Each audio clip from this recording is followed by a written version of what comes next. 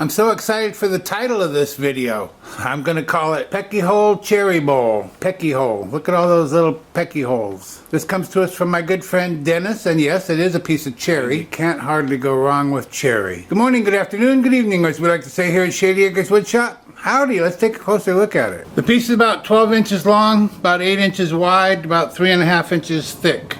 I am gonna cut it up because I can easily get 2 pieces out of here. Today we're gonna turn this part from here over. I'll probably trim this up a little closer. That is a crotch, so we should have some nice crotch grain right in here. Looking forward to that. Not that cherry needs the help, but you know, whatever we can get, that's what we're gonna get. So I'm gonna take this to the bandsaw, basically cut it in half, drill a hole for my woodworm screw, get it mounted up on the lathe, and we'll get to turning.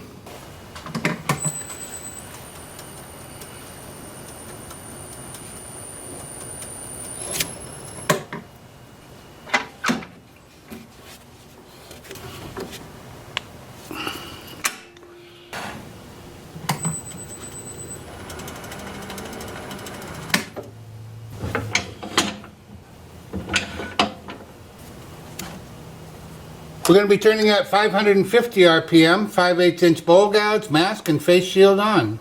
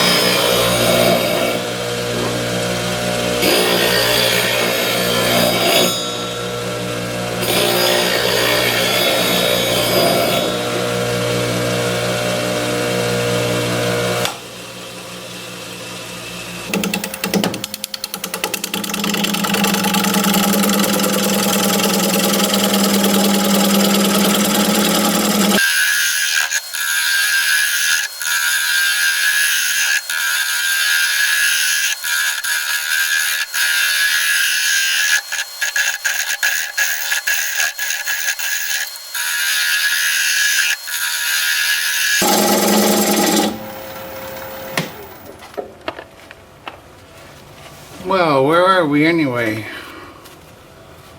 Coming along, there's that crotch figure that we're going to see inside and out. I've got a ways to go yet. I was just flattening off the bottom a little bit because when I get down here from the side it just wants to bounce around because it's not flat down here. I wonder if I can pick the speed up any yet. A little. About 650. That's something. I'm going to go sharpen up again.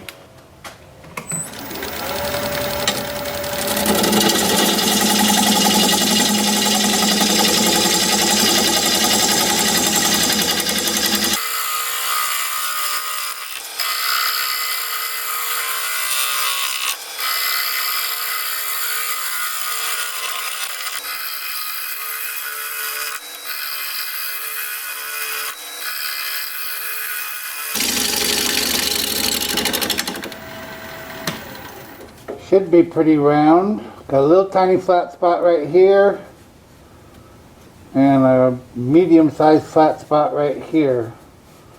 I guess I'm relatively happy with the general shape. I don't know what I'd do to change it.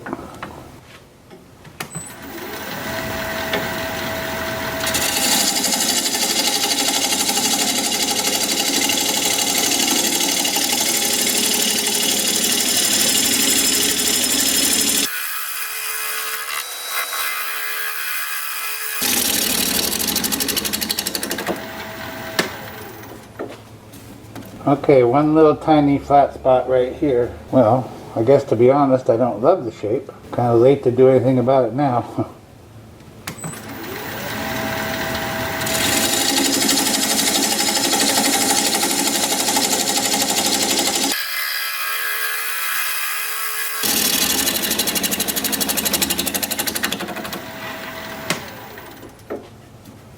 Okay, flat spots are gone. We'll come down here to the bottom, flatten it off, lay out for something.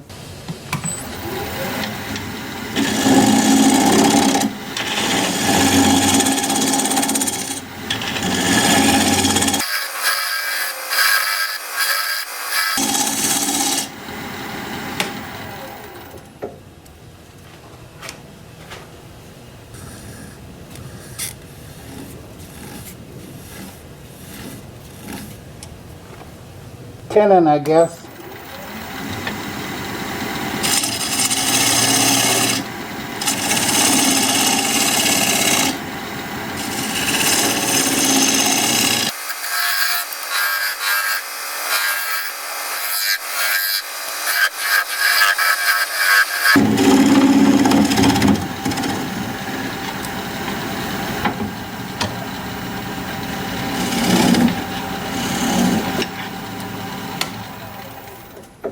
Now I'm going to use this diamond point tool to square up the sides of the tenon.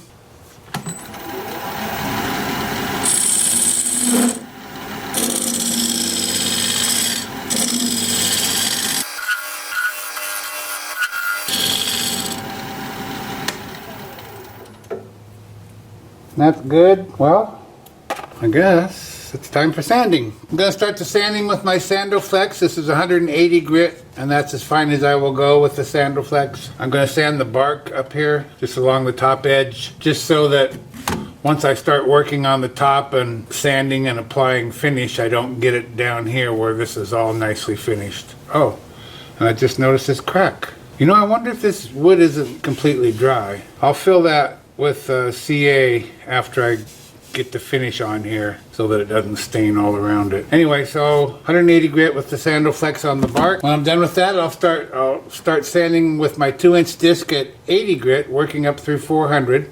I'll have the lathe spinning in reverse for that at about 300 RPM, and I'll show you what that looks like as soon as I get my mask on. I don't typically use the Sandoflex with the lathe spinning, but because this is a pretty round bowl, I think I will. Give it a try.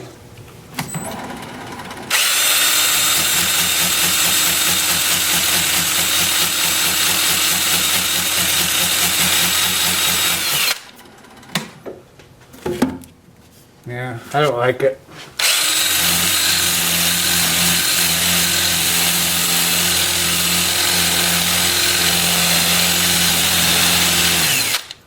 I'll do a little more of that, but that's what it looks like.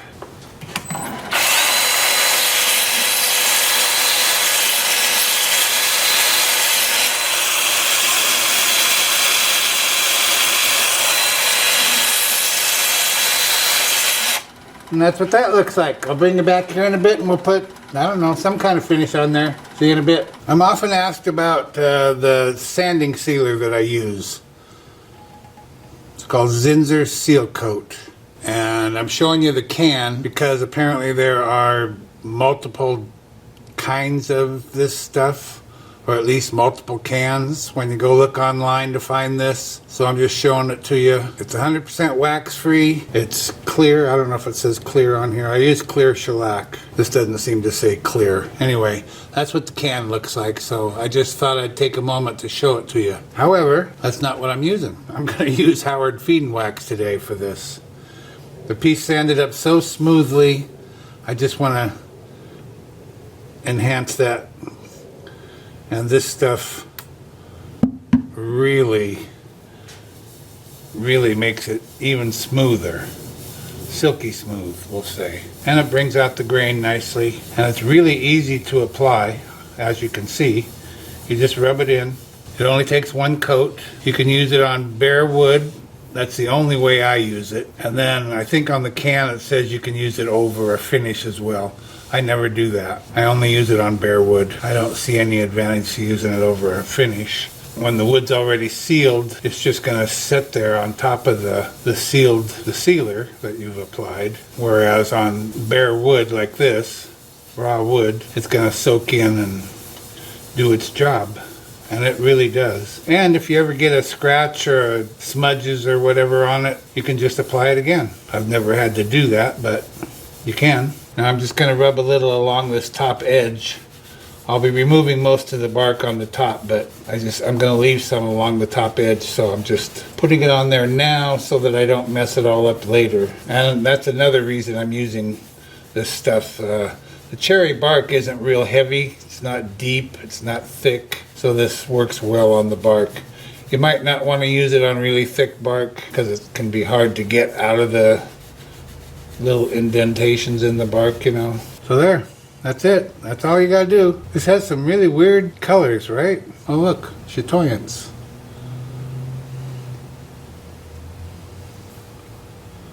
And if this wood is still wet, and I can't check it now, I wish I would have checked it in the beginning. If it's still wet, that's another reason I'm applying this. I think this will allow the wood to breathe and dry slowly, whereas if you sealed it up as it dries, it might want to crack that finish, and I don't believe that will happen with this. So that's it. That's all you gotta do. Oh yeah, let it set for 20 minutes. Turn your lathe back on, maybe 1,000 RPM or something like that. Look at that chatoyance. 1,000 RPM or so, and just hold a clean rag against it and buff it up, and you're done. So that's what I'll do. In 20 minutes I'll buff it up and call it a night because it's dark. We're under a windstorm warning. I hope the power doesn't go out. I hate that. So I'll see you tomorrow and we will start working on the inside. Have a great evening. I have the piece turned around with the tenon mounted up in the chuck. We're going to be turning at 800 RPM. Freshly sharpened 5/8 inch bowl gouge, mask and face shield on.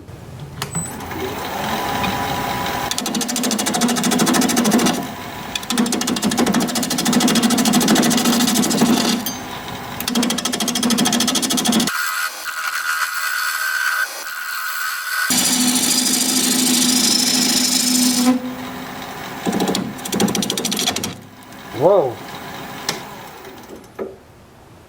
Oh, that's a bummer.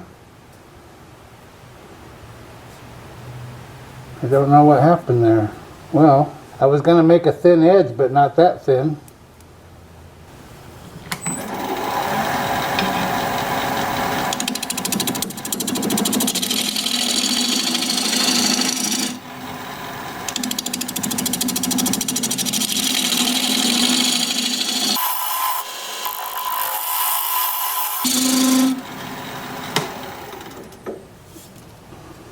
That's the highest point on this top edge, and it's completely my fault. I think I wasn't paying close enough attention, didn't have the gouge secured on the tool rest. I don't really want to go much thinner than I am right now. What will happen, or I guess I'll probably make it happen, is I will round this edge over as it goes in, and most of that, if not all of it, should go away.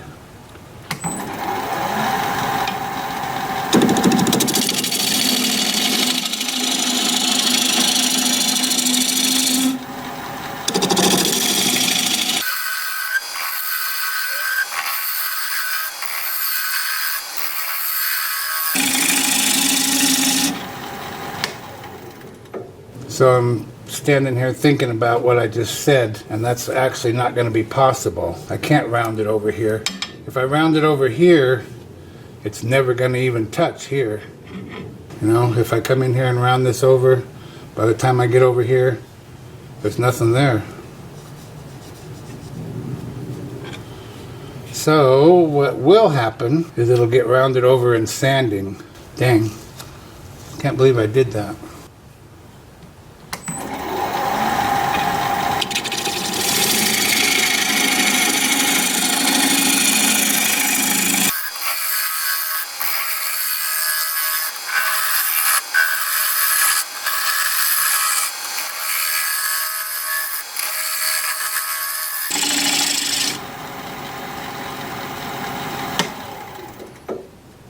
Well, it's sure cutting nice, making lots of nice curls.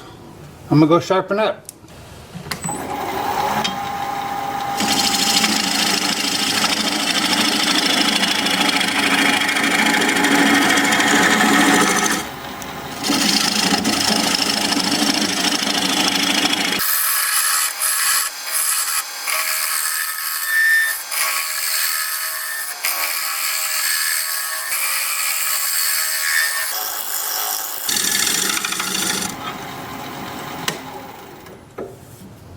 Okay, I gotta get rid of this so that I can get my tool rest in there. It's getting to be a long reach.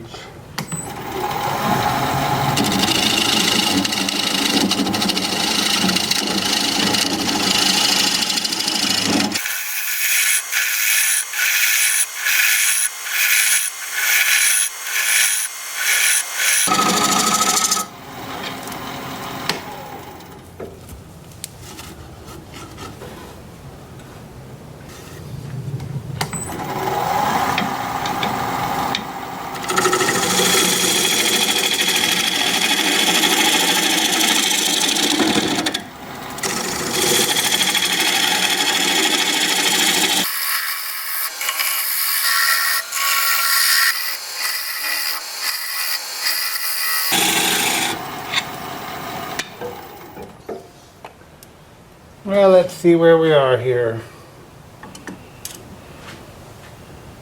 Well, we got another little bit to go. Half an inch or so.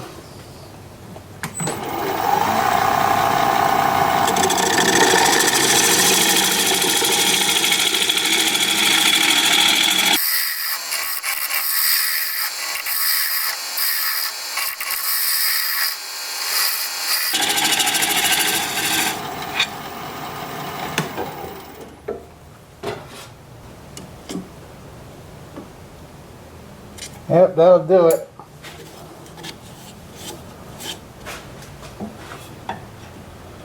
I'm going to put a fresh edge on this 1-inch scraper and we'll scrape. Well, I decided I can get my 1.5 inches in there. So, 1.5 inch scraper.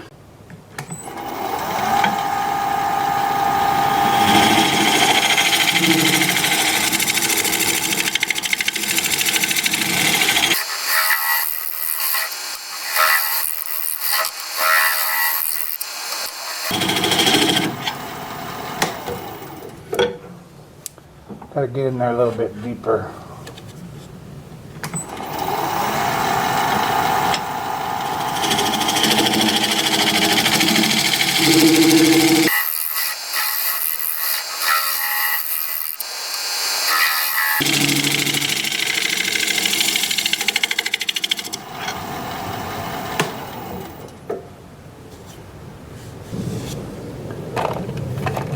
Really interesting grain and color in this one. Different for cherry, that's for sure. Time for sanding.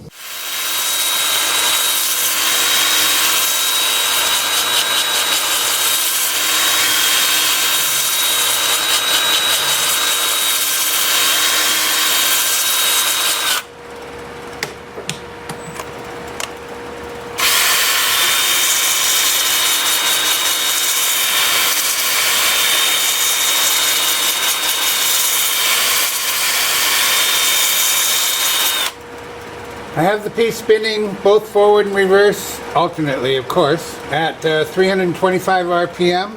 I'm starting the sanding at 80 grit with my 2-inch disc. I'll work up through 400. I'll bring you back in a bit and we'll put some finish in there. See you in a bit. Well, this is very interesting grain and color, kind of green.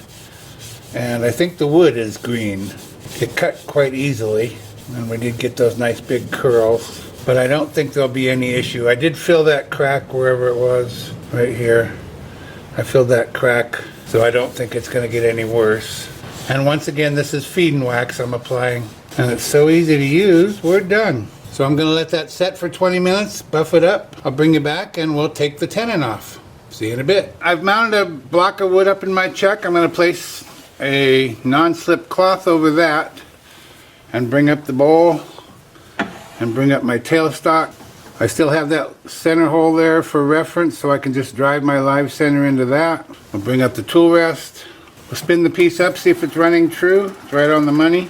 Apply a little more pressure, lock it down. Turn the speed up to about, well, let's see, about 550. Gonna grab a 3/8 inch bowl gouge and commence removing that tenon.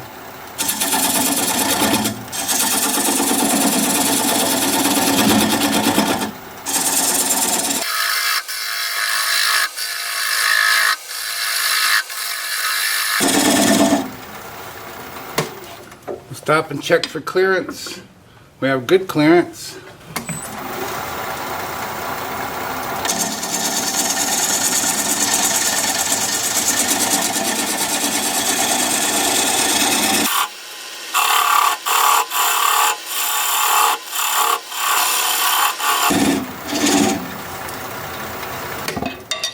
I need to adjust my tool rest a little bit higher now, a little bit closer.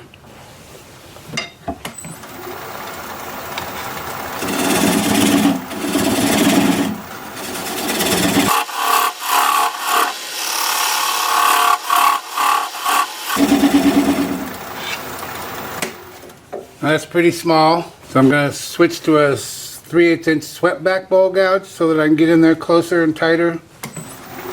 I'm also going to turn the speed down about 400 RPM.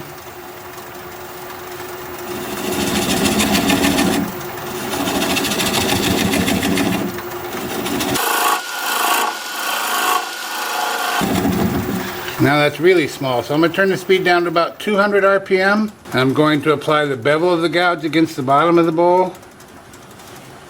Pressure towards the headstock. Right hand on the gouge, left hand on the switch, and when the little nub stops turning, we'll know we're through.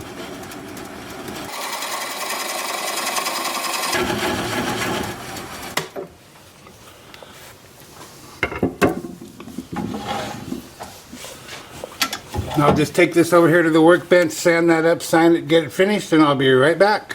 Be sure you stick around at the end of the video so you can see the before and after shots of this piece. If you'd share the video, I'd really appreciate that. Thank you so much. Well, here it is. One cherry live edge bowl in the books. Interesting colors and grain in there. I've never seen cherry look like that before. It looks almost burned. But of course it's not. There's the bottom all finished up. It has a nice glow to it. It doesn't shine, but it's got a nice glow, and it is so freaking smooth. I wish you could feel it. You would think it shines. It's just a nice little bowl. I don't know what you do with it, but there it is. Pecky hole. Little pecky holes on there. That's what my wife called them. Look at the pecky holes in that tree. Pecky hole cherry bowl. It was fun to do, and I really hope you enjoyed the video. Thank you, Dennis, for bringing this along for all to enjoy. If you like this video, thumbs up please. I'd sure appreciate it. If you're a subscriber, thank you very kindly. I truly appreciate that. If you're not a subscriber, you might consider becoming one. I put out regular videos about one a week, and I'd like to keep in touch. I appreciate you spending some of your time with me today. It means a lot to me. I'm looking forward to your comments. So for now, this is Phil, Shady Acres Woodshop, signing off.